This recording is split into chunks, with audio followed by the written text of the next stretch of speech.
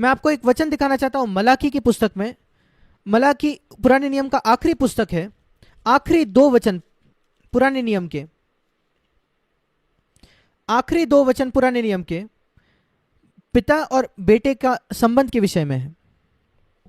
और यहां लिखा है कि मैं एलिया को भेजूंगा भयानक दिन के पहले, बड़े और भयानक दिन के पहले, प्रभु के मसीह के दूसरे आगमन के विषय में लिखा है। और जो एलिया के विषय में लिखा है वो है मसीह की देह। एक व्यक्ति नहीं, जो कलीसिया, उसको मसीह का देह लिखा है और यहां उसको एलिया कहा गया है। और ये अंतिम दिन में एलिया या अंतिम दिनों का जो मसीह की देह है कलीसिया, वो क्या प्रचार करेगी, क्या घोषणा करेगी? मलाकी 4:6 आखिरी वचन पुराने नियम का, माता पिता के मन को उनके पुत्रों की ओर फेर दिया जाए और पुत्रों के मन उनके माता पिता की ओर फेर दिया जाएगा, नहीं तो परमेश्वर आकर पृथ्वी पर श्राप देगा। इंग्लिश में श्राप लिखा है, हिंदी में सत्यानाश। क्या आप देखते हो कितना जरूरी है आखिरी दिनों में? 5वें वचन में लिखा है यहोवा के बड़े और भयानक दिन के पहले, अंतिम दिन के पहले न्याय के। ये पिताओं की बुलाहट है, पिताओं के लिए, कि वो अपने बेटों के मित्र बने, बच्चों के मित्र बने और उस रिश्ते को पुनर्स्थापित करें। अगर कोई तनाव है तो आपके में और आपके बच्चों के बीच में किसी भी कारण से, पिता को पहला कदम उठाना है उस रिश्ते को पुनर्स्थापित करने में। यहां लिखा है पिता उसको पहला कदम उठाना है और फिर बच्चों को अपने माता पिता की ओर, और हमारे बच्चों को अनुशासित करना एक बहुत अच्छी बात है, बुद्धिमानी की बात है। बाइबल बताती है इब्रानियों की पुत्री उसके 12वें अध्याय में, मेरे साथ वहां निकालिए। हम जानते हैं परमेश्वर सबसे सिद्ध पिता है पूरे विश्व में, और यहां लिखा है परमेश्वर कई बार हमें अनुशासित देता है, ताड़ना देता है, वो अनुशासन है। मैंने परमेश्वर का अनुशासन कई बार अनुभव किया अपने जीवन में। इन 60 वर्षों में जब मैं एक मसीही रहा हूं, विश्वासी रहा हूं, जब कभी मैं कहीं गिर जाता था, फिसलता था, कई बार एक कठोर शब्द का इस्तेमाल करने से या एक गुस्से का शब्द इस्तेमाल करने की वजह से परमेश्वर ने मुझे अनुशासित किया है, ये कहते हुए कि मैं चाहता हूं कि तुम सिद्ध हो अपने बातचीत में। क्यों परमेश्वर ये करता है? ऐसे समय है जब मैं मुझे फीवर आ जाता है और मैं बिस्तर पे होता हूं, मैं पूछता हूं प्रभु क्यों तुम मुझे ये फीवर आया है, क्या तू मुझे कुछ सिखाना चाहता है? और परमेश्वर एक बात मुझे दिखाता है। एक हफ्ते पहले जो बात घटी, बहुत छोटी बात, एक शब्द जो मैंने इस्तेमाल किया जो कठोर था, और मुझे जाकर क्षमा मांगनी पड़ती है और मुझे उसको सीधा करना पड़ता है। और मैं कहता हूं परमेश्वर तेरा धन्यवाद, परमेश्वर धन्यवाद कि तूने मुझे सतर्क किया, चेताया कि मैं थोड़ा और मसीह के जैसे बन जाऊं, और अगर मुझे फीवर मिलना पड़े उसकी वजह से तो कोई बात नहीं। और इब्रानियों 12 में लिखा है 7वें वचन में, ताड़ना के लिए आप सहन करते हो। और जब परमेश्वर आपको ताड़ना देता है, अनुशासन करता है, वो जैसे पिता सा बर्ताव करता है, पिता जैसा। क्योंकि कौन सा पुत्र है जिसकी ताड़ना पिता नहीं करता? प्रश्न देखिए क्या है, ऐसा कौन सा पुत्र है जिसकी ताड़ना पिता नहीं करता, अनुशासन नहीं करता?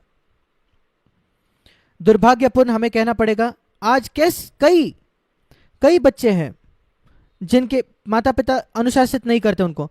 अगर करना तो पिता को है, अगर पिता नहीं करता तो क्या? वो बहुत आलसी है या वो आत्मिक सोच नहीं रखता, फिर माता को वो करना पड़ेगा। आमतौर पर पिता होता है जो काम पर जाता है, पैसा कमाता है घर के लिए, पर अगर पिता लकवा मारा हुआ है और वो घर पे पड़ा हुआ है, फिर माता को जाकर करना पड़ता है जो पिता आमतौर पर करते हैं। अगर पिता असफल हो जाता है अपने बच्चों को अनुशासित हो करने में या परमेश्वर का वचन सिखाने में, तो माता को वो करना पड़ेगा। यहां लिखा है जब हमारे इस संसार के पिता, 9वां वचन, शारीरिक पिता, उन्होंने हमारी ताड़ना की और हमने उनका आदर किया। बाइबल हमें सिखाती है पिता को अपने बच्चों को अनुशासित करना है, पिताओं को।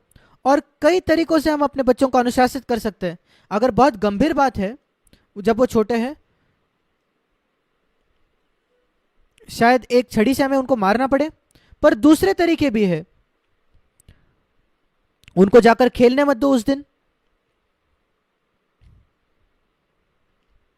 या उनको बैठकर कुछ काम दे दो,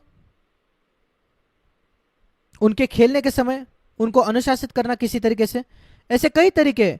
हमेशा आपको मारने की कोई आवश्यकता नहीं, शायद कुछ सौभाग्य उनसे दूर रखना।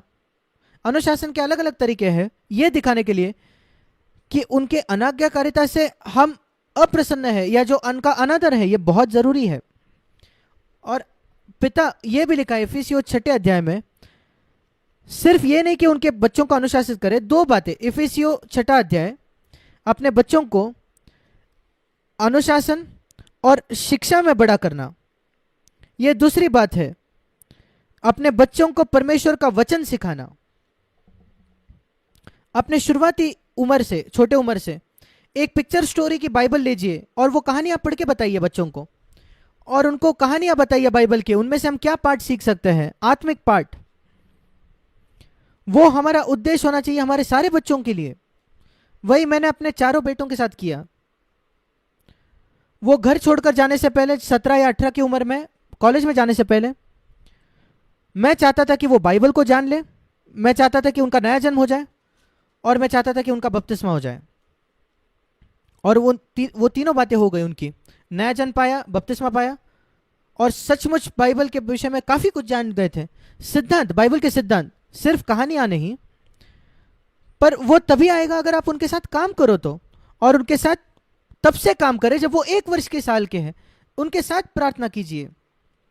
आपको अपने बच्चों के लिए प्रार्थना करना है जब वो माँ के गर्भ में है, तब भी प्रार्थना करना शुरू कीजिए। हर समय प्रार्थना कीजिए लगातार। और हमें कभी अपने बच्चों के लिए प्रार्थना करना रोकना नहीं है।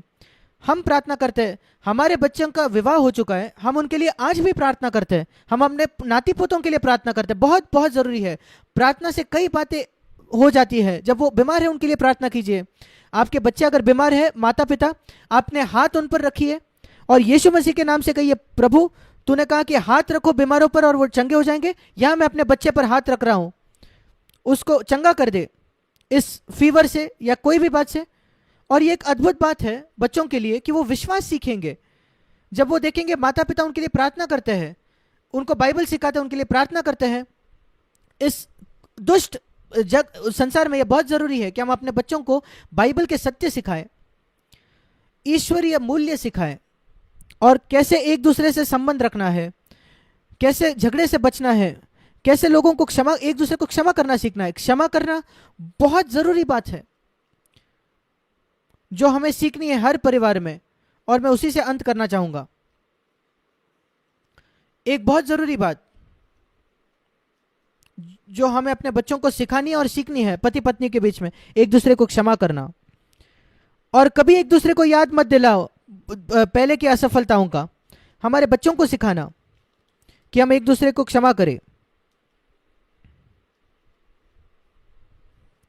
और उसका महत्व हमें सिखाना है। परमेश्वर मत्ती का वचन मत्ती 5:16 में कहता है कि अगर आप एक दूसरे के पापों को क्षमा न करो, अगर दूसरों के पापों को आप क्षमा न करो, तो आपका स्वर्गीय पिता आपको क्षमा नहीं करेगा आपके पापों का। मैं चाहता हूं कि मेरे पापों की क्षमा हो जाए, और उसकी 2 शर्तें हैं कि अगर मेरे पाप क्षमा होने हैं तो। पहला तो यह है कि मुझे दूसरों के पापों की क्षमा करनी है, और फिर 1 यूहन्ना 1:9, मुझे अपने पापों का अंगीकार करना है परमेश्वर के सामने, और वो मुझे क्षमा करेगा। मसीह का लहू मुझे शुद्ध करेगा। पर अगर मैं प्रभु के पास जाता हूं और कहता हूं कि उसके लहू से उसे मुझे शुद्ध करना है, पर दूसरा एक व्यक्ति है जिसके साथ मेरा झगड़ा हुआ है, प्रभु कहेगा तुम्हारी विनती वही छोड़ दो, तुम्हारा दान छोड़ दो, प्रार्थना छोड़ दो, जाकर उस व्यक्ति से सब बातें सही कर लो, फिर आकर अपने दान को चढ़ाना। हम मत्ती 5:23-24 में इसको पढ़ते हैं। कई लोग कहते हैं जब आप पाप करोगे सिर्फ अपना पाप अंगीकार करो प्रभु के सामने, वो क्षमा करेगा। हाँ, वो दूसरी बात है, पर उसके पहले पहली बात, अगर आपने क्षमा नहीं की है किसी की, तो आप परमेश्वर के पास जाकर मांग नहीं सकते माफी। सबसे पहले जाकर उस व्यक्ति से, सब लोगों से माफी मांगो जिनको आपने चोट पहुंचाई है। उनको फोन कीजिए, लेटर लिखिए, पत्र लिखिए, सबको क्षमा करना, सबसे क्षमा मांगिए, उनको क्षमा कीजिए। अगर आपने उनको चोट पहुंचाई है तो क्षमा मांगिए, और किसी ने आपको चोट पहुंचाई है तो उनको क्षमा कर दीजिए। और फिर परमेश्वर के पास जाकर कहिए यीशु मसीह का लहू आपको सारे पाप से शुद्ध करेगा। मेरे प्रिय भाई और बहनों, एक मसीह घर को बनाना इस कुटिल पीढ़ी के बीच में, ये एक बहुत बड़ा सौभाग्य है। आपको एक ज्योति होना है परमेश्वर के लिए, आपके देश में, इस पीढ़ी में। परमेश्वर आप में से हर एक की सहायता करे कि आप ऐसे बनो। हम प्रार्थना करेंगे।